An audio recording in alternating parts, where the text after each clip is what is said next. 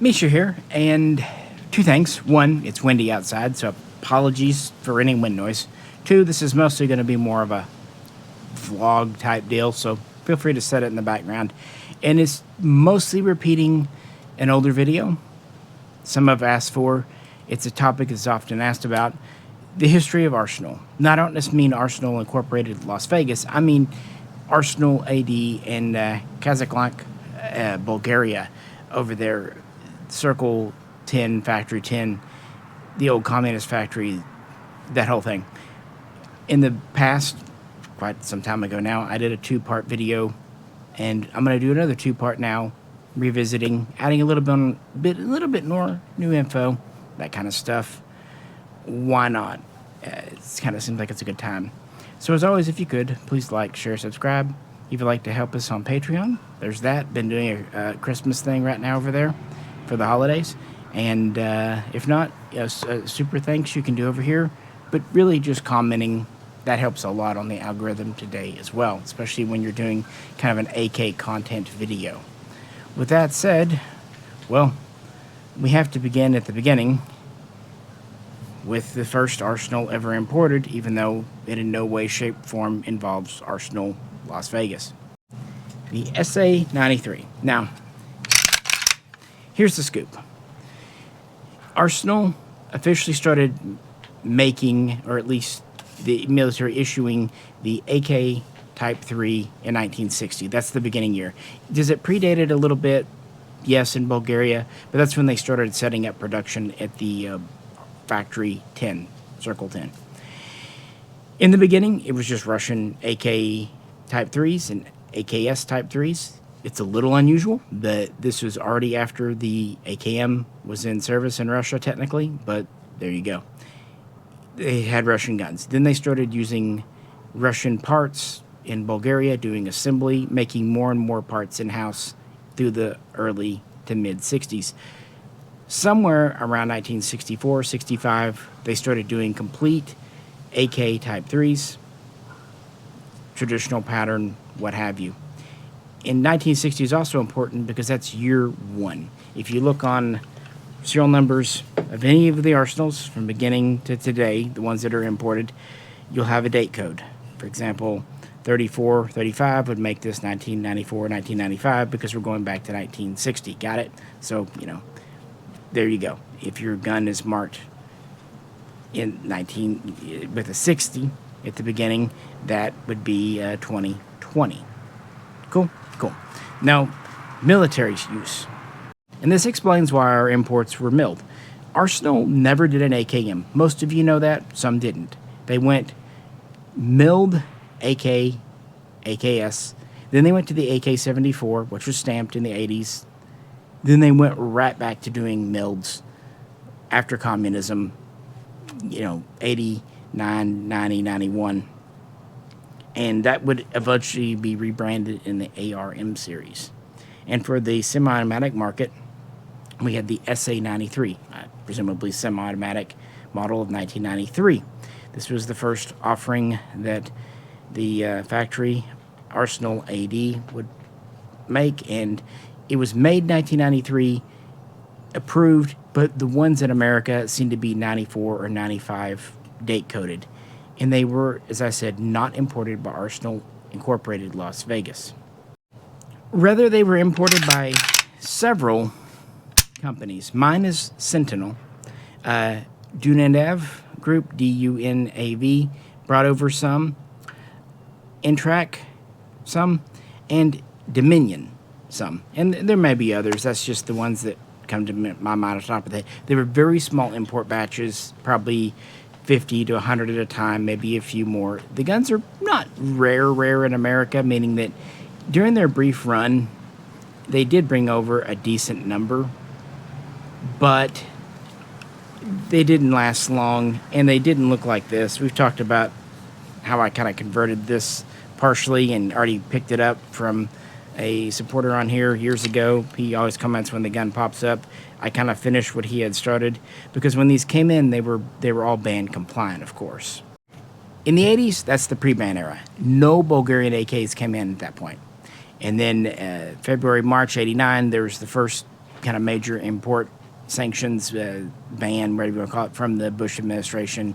People can quibble over what exactly it was. It doesn't matter. It banned a lot of features, including pistol grip, regular stock, bayonet lug.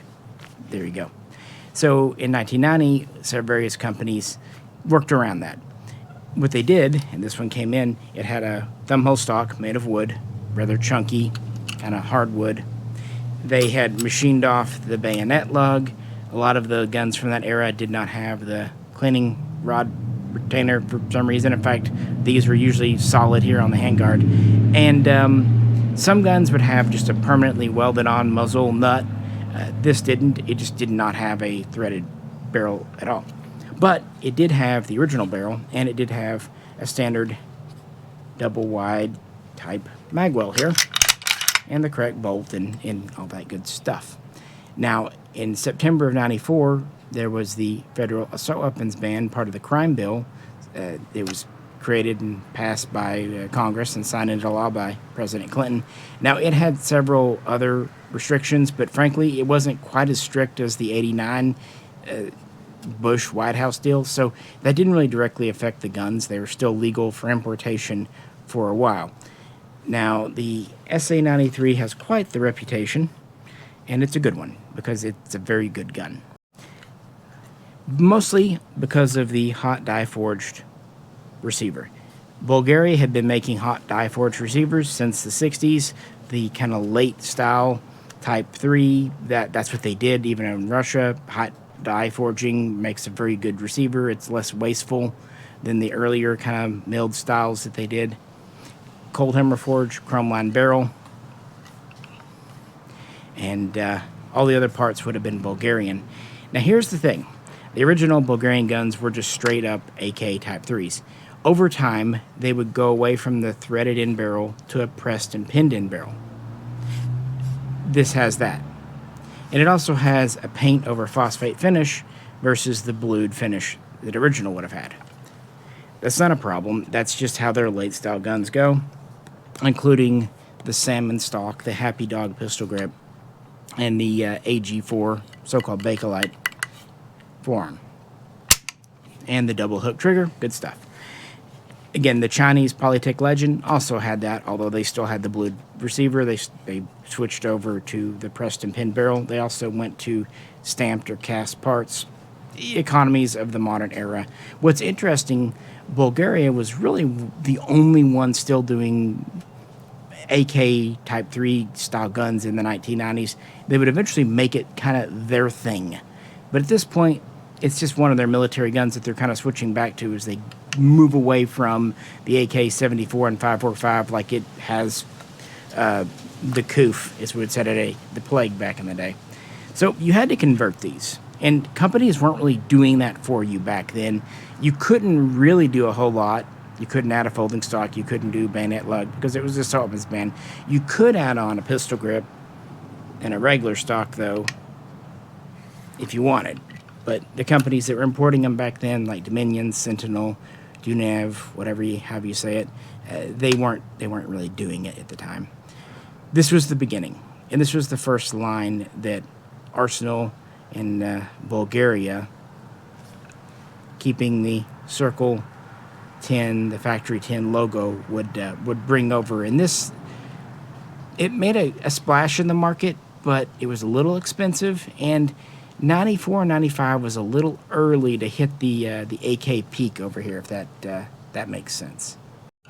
Next up, and it's probably one you're more familiar with because it came in a little more in higher numbers, and mostly through Dominion Investment Group, DIG, which is technically a little bit different than the original Dominion because of ownership and spouses and death and all that. They brought over the SLR95 and the SLR96. Now, almost the same gun if you're talking the 96. Not many came in, but they, like this one, still had the 45-degree gas block, which is implemental of the heavier AK Type 3 barrel, ported gas tube, all that good fun stuff. But most of them were the SLR95. I do not own an SLR95, although I remember seeing them in the stores in the late 90s. But this is a current day Arsenal Incorporated, SAM7 are. And frankly, very, very similar except for features. What really changed is Bulgaria was updating their line for military customers. This would ultimately become the ARM line.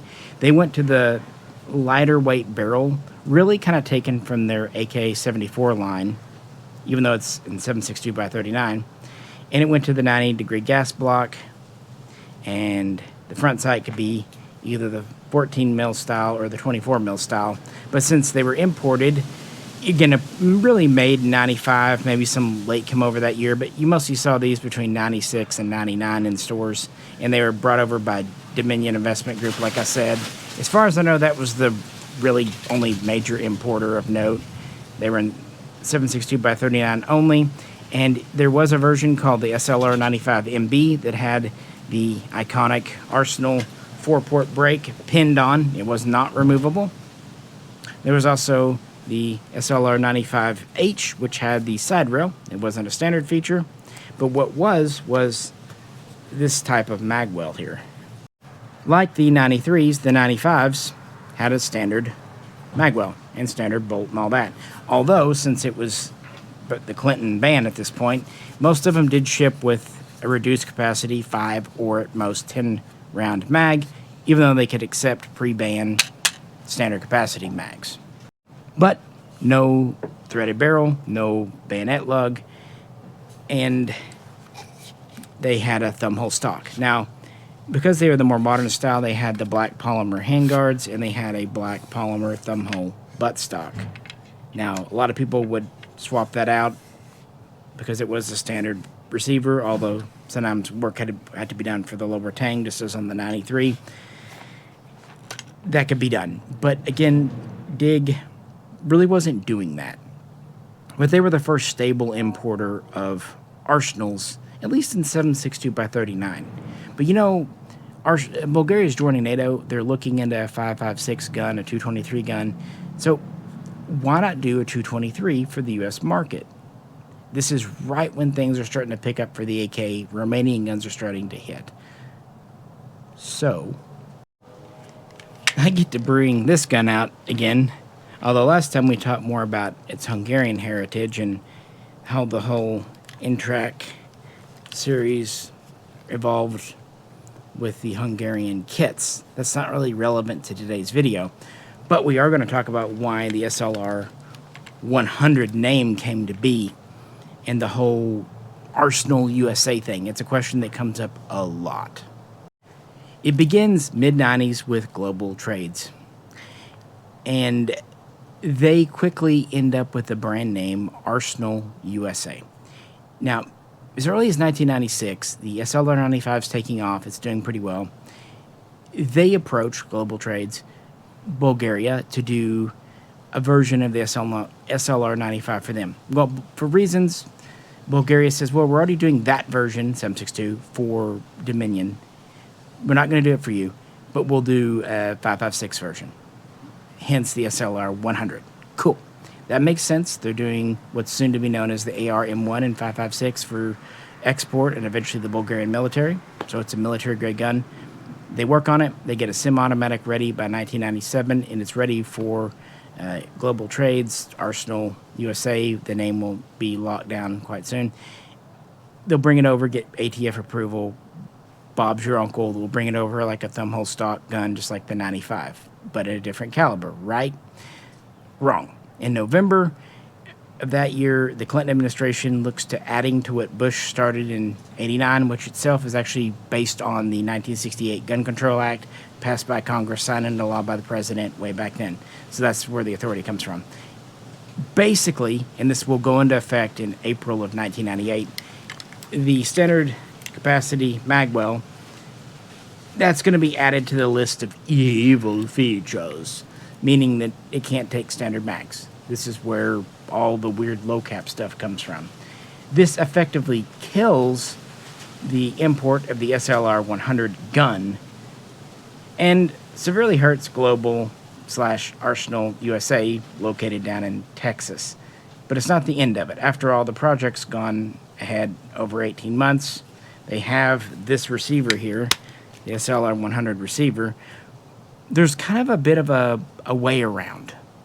The regs at the time, the ATS interpretation at the time, the way things are going, it allows for importation of 100% receivers for replacement, repair, all that stuff work. Meaning we can't bring over the SLR100 gun, we can bring over the receivers. And for one thing, those receivers were super popular for builds for years. They brought over quite a large number of them, not just like the gun you just looked at. But this is where Armory USA gets kind of their go at it with one of my favorite guns in my collection, my SSR99 here, built in partnership with Gordon Tech. Oh yeah, the G-spot. Essentially, Global Trades imported various parts kits, including Polish milled kits, some with the cutoff, some without.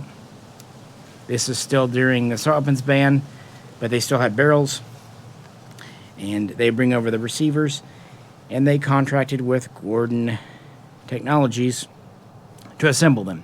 How many? I don't know. 500 or less is typically given the number. You know, not a whole lot of work had to be done. They did have to convert the barrels from screw in to press and pin in, because that's how the receivers are done. Some say that Gordon Tech did the complete builds. Some say they did the barreled actions, head spaced it, and then Armory USA in Texas, Houston, did the final assembly and quality assurance and shipped them. Take it for what you will. But they were built with really nice condition, sometimes mint unissued condition Polish kits. So used kits, new receiver, semi-automatic only, standard magwell. So even though they would usually ship with the short mag, they would take standards. And, well, as far as the front end, I think they were a little less vigilant, only because they were being put together with kits here versus import. You know, imports always get heavier scrutiny. I obviously did not get this gun new. These were sold in 1999, 2000, 2001 time period. I did not do anything to it, and it has intact everything, but someone in the past may have. And since it was the assault weapons ban, you weren't technically supposed to have a bayonet mount, but a lot of folks did not recognize this as a mount. And then just tack welding on a nut, that was easy to do. And you could put on a pistol grip. Basically, the way the 94 read, you could have a pistol grip and one other evil feature, and detaching mag was your other evil feature, if that makes sense. I know it doesn't, but go with it. It was the era. It's what we had to live with. So that was one project that they did. But they had a couple of others in the mill lineup. Back out with the SAM7R, because this is kind of what their first milled looked like, the SSR99. It was the same type of receiver, and it was put together here, again with help from Gordon Tech, by Armory USA, using brand new Bulgarian parts. So basically, since they couldn't bring over complete guns, they brought over virgin parts and new receivers, and they just put them together here, and they look like these. They were based on the current AR M1, which by 1998 or so was on the market. So you had the 90-degree gas block. It was still the ban era, so you had to permanently attach a muzzle brake on. They had standard mag wells, and the SSR99 did have a pistol grip, did have a stock. Typically, everything was Bulgarian and everything was virgin new. The U.S. parts tended to be the fire control group, the pistol grip, and if needed, the muzzle device, but really it wasn't. And these were in 7.62x39, and they only made them until about 2000, and they made under 300. Some sources say 250. Pretty uncommon gun, but not as uncommon as the K101. You knew I had to mention it. Same exact look, except this was the first Bulgarian 5.56 223 gun, really what the SLR100 was supposed to be in the beginning. They brought over virgin parts, put them together, And yeah, same exact look, but in 223, taking Bulgarian mags, which, if you think they were hard to get today, they were super hard to get in 1999, 2000. Of course, it really didn't matter because they only built about 180, some say 150 of these. Not many. The 101, pretty rare gun, because relations between everyone, Arsenal USA, Arsenal Bulgaria, Gordon Tech, they're kind of going downhill. Offering the SSR99, 99P, K101, they were very high regarded guns and really the best milleds around, even if they were quite a bit more expensive than the recently introduced at the time Romanian guns. And they're still available Hungarian SA85s. But it was a big deal. Like Arsenal USA, kind of the trade name under Global, they didn't have a whole lot of manufacturing ability in Houston themselves, or a whole lot of experience. They were an importer, kind of a licensee to Gordon Tech. Gordon Tech really did the heavy lifting, hence the G-spot, approval spot on the barrel. Arsenal would do some more work in Houston, but, you know, there was no big blow up, unfortunately. It was just, when you try to get two companies, three if you want to count Global, two, importing stuff, if you count Bulgaria, it's a bit of a mess. It's kind of slow. With the recent changes in 98 with the import thing, it's uncertain. It just becomes unsustainable, really, and the resources and the people seemingly just aren't there. Really, by 2000 already, Arsenal USA has kind of wrapping up their importation of the SLR100 receiver groups, the SSR99 groups, and that's where Intrac will come in with the SLR100H, and obviously they'll pick up Gordon Tech again. You also have the Blue Ridge and the MSC like mine here, and the Ohio Ordnance Works guns, and then they just sold these receivers. So people like Vector, Lancaster got some too. That's a name I haven't thought of in a while. Got some. The receivers would still come in 2002, 2003 for a while because they were already over in Bulgaria. They were already made. They were already approved for import. But by this point, Arsenal USA has kind of let go of the whole milled Bulgarian deal. Stray cats, what can you do? And at the same time is kind of Arsenal USA, Gordon Tech, Global's having all their stuff. Another gentleman enters the fray, Vardan Barsumian. And this is where Arsenal Incorporated Las Vegas finally comes in. Incorporated in 1999 alongside KVAR in Las Vegas, Nevada.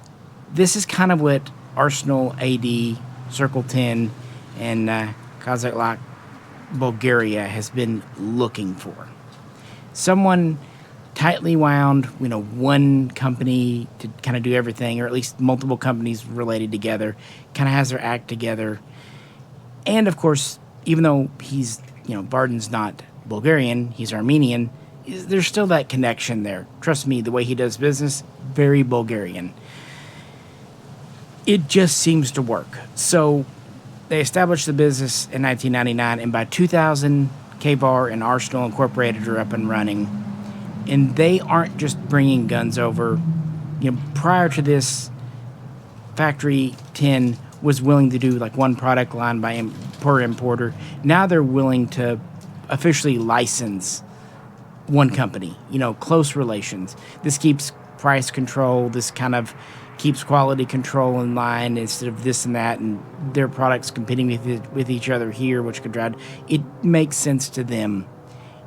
Arsenal Incorporated at the time, and still today, 25 years later, is officially sanctioned, authorized to use their logo, their trades. They are effectively Arsenal AD's American arm. And obviously the relationship has been profitable. And it began with the SLR101, which is basically this gun here. But before we get to that, we got to talk about something that all of you really talk about, because I know you have several. The SSR85C2 SSR85 lineup. After the SSR99, 99P, K101 project kind of came to a natural end by 2001, and during the same time period, Intrac was using the remaining SLR100H receivers for their own Hungarian project, 2002-2003 timeframe, and kind of occupying Gordon Tech. Well, Arsenal USA was going through some changes. These receivers were no longer available, but you know what? They had plenty of parts kits, and they did find some receivers just kind of free for all. Again, remember, the 100H type receivers were just kind of left over after legal changes in '98, and there was another receiver kind of left in the same position. I get to bring it out again because it's relevant. Again, my SA85M. Now, this is a strictly speaking KBI import from the 90s that I lightly converted to be the way I wanted. But yeah, it was no longer allowed to come in as a thumbhole stock gun after '98 because of the magwell. It was replaced in the KBI catalog by the SA2000M and all that stuff, which connects to Tennessee gun. Mentioning that for a reason. But these receivers were just kind of floating around, be it in the US, be it in Europe, which is probably more likely. What Arsenal USA did, they acquired a few thousand of them. Not a huge number, but some. Great quality 1mm stamped receivers. And that would result in the original SSR85B. Seems to have come on the market around 2002-2003 time frame and looked a lot like this. Well, not with this, but they were combined by Arsenal USA in Houston with Hungarian AKM type parts or Polish AKM type parts. I see Polish a lot, but I've heard reports of Hungarian, so you can kind of get either or, maybe a mix of both. They typically have the lighter type wood furniture and a good reputation for what they were. So they could take standard mags, although they were shipped with 5 or 10, but while they could have pistol grips, and they had to have, 5 U.S. parts because they weren't allowed to have threaded muzzles or bayonet lugs back then. These were the beginning, and they were kind of all of a deal.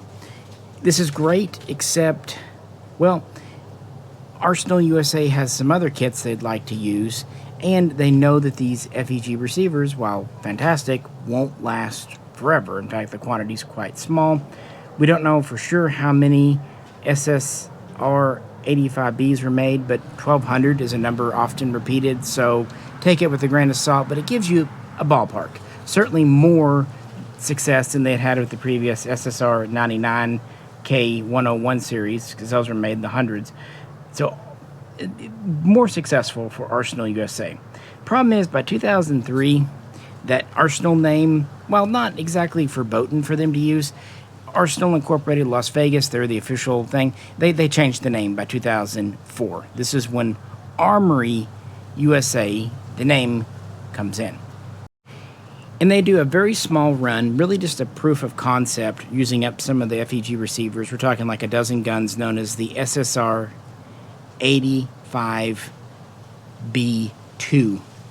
And basically they took the stamped receiver and they combined it with several milled parts kits, mostly Polish, maybe some Hungarian in there, maybe a mix of both parts depending on what they had. This was an interesting proof of concept. Can we use milled parts on a stamped receiver? This would also lead to them doing a 1.6 millimeter, 1.5, same thing, stamped receiver, as well as a 1.0 in America in Texas.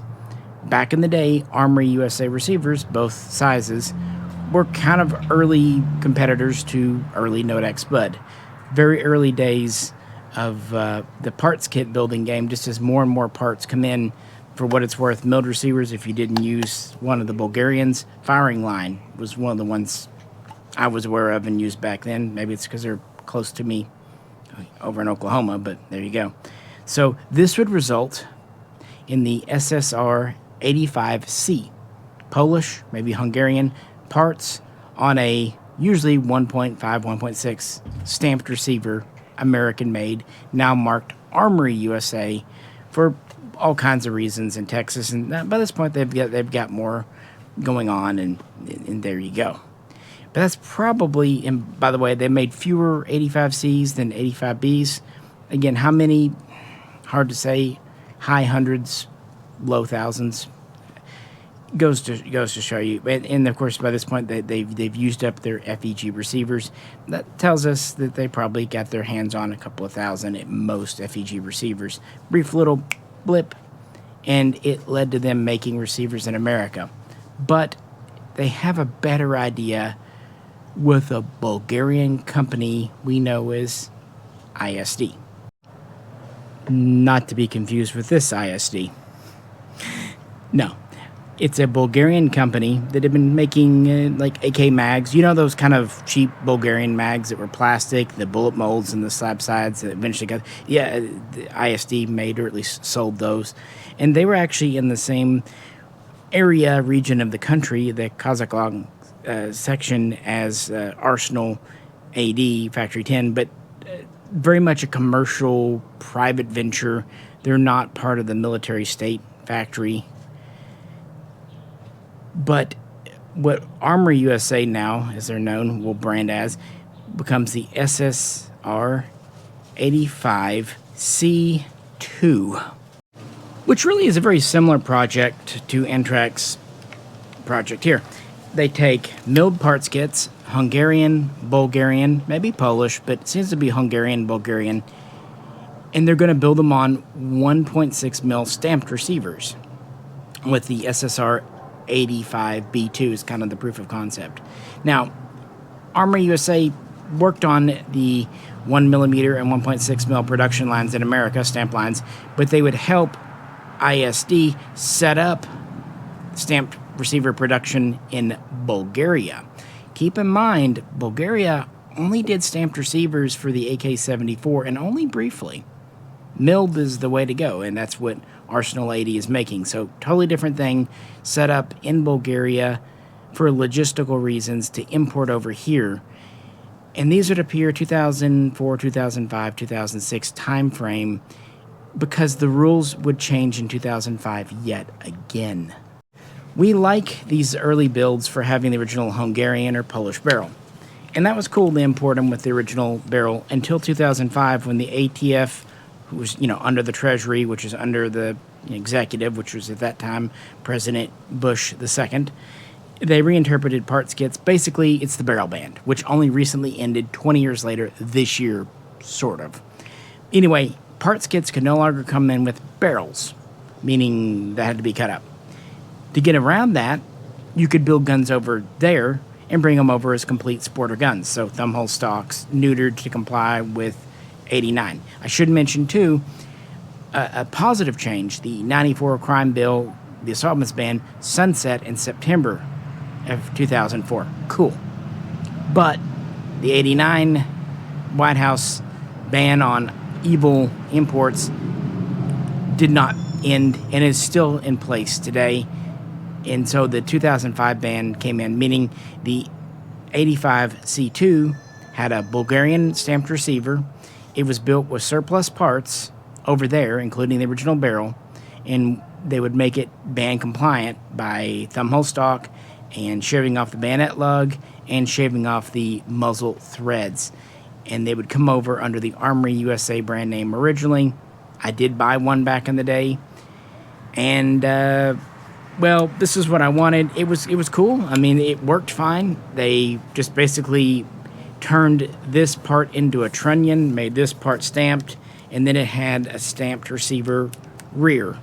And I was able to put a fixed wood stock on mine by making a faux tang on the bottom, and it was cosmetic, but it's what I did. Mine came in with the threads chopped off and a muzzle nut tack welded on. The bayonet lug was gone, and I cannot remember right now if it had the cleaning rod mount. I believe it did, but don't hold. It had the ported gas tube. Mine came in with polymer furniture. Other people got some with the kind of lighter Hungarian or Bulgarian blonde style wood. Elm, beech, birch, whatever it was. Again, they all came in as thumbhole stocks, although some companies might have pistol gripped them later because post 2004, it was okay to deban them. I did actually do that to mine. I put wood furniture on, as I said, and actually replaced the front sight base, giving it back its bayonet lug, if nothing else. So it was an interesting hybrid. I will say the reputation of the 85C2 was good, but it wasn't great like the 85B and even the original 85C. It wasn't bad at all. If you own one, I'm not dogging on your gun. I bought one too. They were a lot cheaper than Arsenal Incorporated guns at the time. Surplus parts, so sometimes you would get, you know, minor wear and tear. They were phosphated. They weren't painted. You know, you took your lumps, but they weren't an authentic AK Type 3. They weren't an authentic stamped. Now, it's said that ISD had both the 1mm and 1.6mm production line, but at least for their 7.62x39 85C2s, they were on their 1.6, all the ones I saw. But they did have a few other guns, and then they had some troubles. For example, there was the SSR85C2, which was a Chinese hybrid. It was basically standard with the stamped receiver in the back and stock, but it had a Chinese front end, probably taken from demo guns caught in customs or what have you. There was also the SSR74. I've also seen them known as the SSR85C, but in 545. They did some 545 guns. Now, these are interesting. At least the ones I saw, maybe some early ones had the original barrels. They had U.S.-made barrels, but they were on the 1mm ISD stamped receivers. So they were made in Bulgaria, but they had the U.S. barrel on them. And those, at least that I saw, were actually not marked Armory USA. They were marked TGI. I said they'd come back up. They took over the end of production because, well, Armory USA did okay with their U.S. stamped receivers and their SSR85 brand. But by 2007, they were getting into some trouble. 2008, a company is established named Elk River. They would eventually buy them out, selling off a lot of their remaining stock of 85s by 2010. And Tennessee Gun would actually get involved, and you'll see a lot of the later 85C2s and those 545 guns marked TGI. Some will be marked TGI and Armory USA both. It gets a little confusing and muddled. Of course, then Tennessee Gun themselves gets in trouble and they go out of business. It's a whole thing. The point is, by 2010, pretty much none of those companies are standing. And the last imports I can recall from that whole thing were the 1mm 545 stamps, which were cool, except, again, commercial receiver, even if it's made in Bulgaria, and a U.S. barrel. Story there gets a little more convoluted than I want to go in today because this is about Arsenal, so let's dial it back and go back to 1999 and good old Barden, who started off the company as a CEO and is still CEO today. As we get into the final part, and just because it hasn't been out in a while, we'll bring out the SA93 again. Again, this was the first semi-automatic out of Bulgaria. They would split the line up into the SAR line and the SLR line, with the SLRs being self-loading rifles coming over here. The 95 was the modern style, but with the standard mag well, and then the 100 never came over as a complete gun.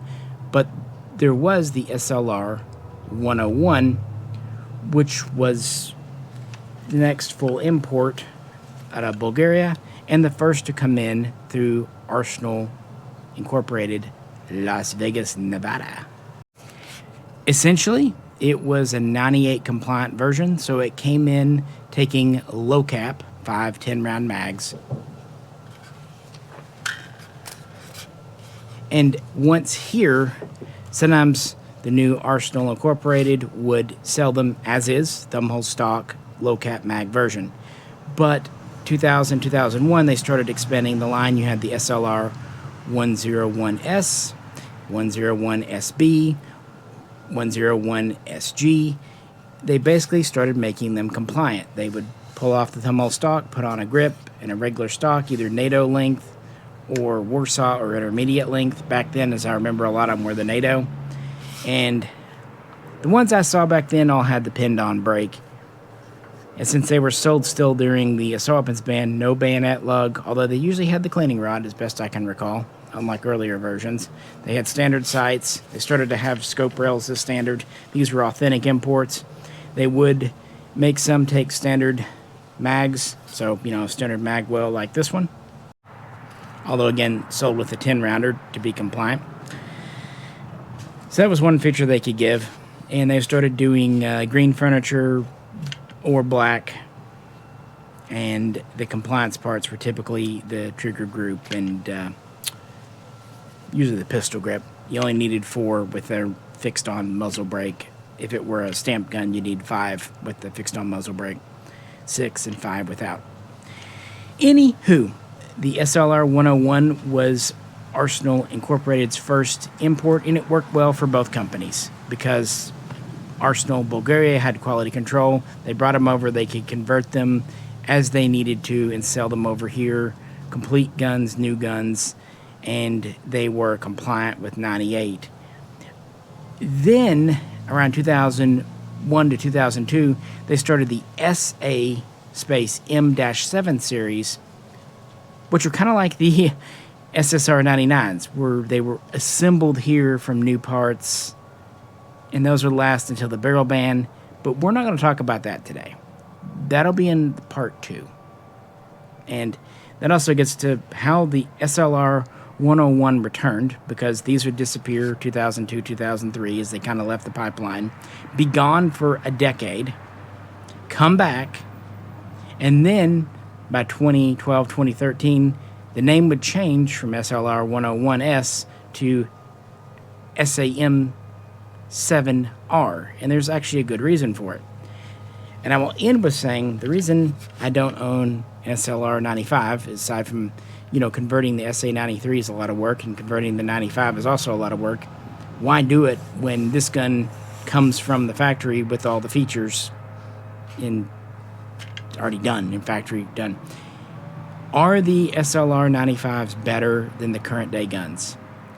Yes and no. The underlying bones, the hot die forged receiver, the cold hammer forged barrel, the bolt carrier, all that stuff, I would say are equal. I really would. But they're bringing and selling a lot more of these today than they did back in the 90s versus the 95. Plus, there was kind of that attitude to impress back then. So I would say where the 95 was slightly better, a little bit nicer fit and finish, a little smoother bolt throw, maybe a little nicer trigger. But this one's not bad. And it's new. A lot of this stuff wears in good. It really does. So, a little bit better fit and finish. Now, the SA-M-7s, the US Vegas ones, that's a whole other story. But we're talking about the SLR95 imports and the early SLR101 types. Not having features like threaded barrel, bayonet lug, not having the pistol grip or the lower tang and having to do that. I don't think having to do all that work, even opening up the magwell if you get one of the original low cappers, is worth the nicer fit and finish versus just getting a gun from the factory like this with all the features and running it through. If you want to make this smooth, shoot it. The more you shoot these kinds of guns, at least to a point, the smoother they get. You can always do some gunsmithing tricks to make them go a little faster using different compounds, but truthfully, go out, shoot them, enjoy them. The wear and tear will just break them in quite nicely. Should also just throw at the end of the video, there was an attempt to do a milled 545 import known as the SLR102. It never made it past the prototype stage for various reasons. So I do think that the SAM7R of today is a very worthy successor to the original guns, going all the way back to the SA93. The first arsenal, where it all began 35 nearly years ago. We're a communist nation entering into capitalism, wanted to reach into the American market. One of the first new guns to come in of the post-ban era. Romanians would follow several years later, and they're on their fourth. And Arsenal USA is a very interesting story and brought us some very cool guns, some of my favorite. But they're basically glorified kit builds, no matter how you slice it. Arsenal Incorporated, even though they came in late, they were the first to just bring over factory guns and put them in correct configuration with the right grip and all right furniture, and they've expanded the line from there. So that's the early history and how Arsenal turned into Armory and how they eventually were bought out by Elk River. And it's interesting because ISD still remains in Bulgaria today, still making parts and AKs and all that. And there's been talk over the years, even from Arsenal Incorporated, about bringing over some of their semi-autos again. Although, to my knowledge, it hasn't really happened, at least not yet. But let me know what you think. Like I said, kind of redoing these videos. If you could, like, share, subscribe. Support on Patreon if you can. Do a super thanks if this video was helpful. And again, I will do a part 2 looking at basically the Arsenal Incorporated monopoly, still under the leadership of Varden today. And are they still worth it? Is Arsenal still good? Or have they gone to the cats, I guess? Well, we'll talk about that next time. Thanks for tuning in. Happy holidays. Again, there's a Christmas thing going on over on Patreon if you'd like to participate. Still time. On behalf of Miss Peanut and the kitten, catch you very soon next time.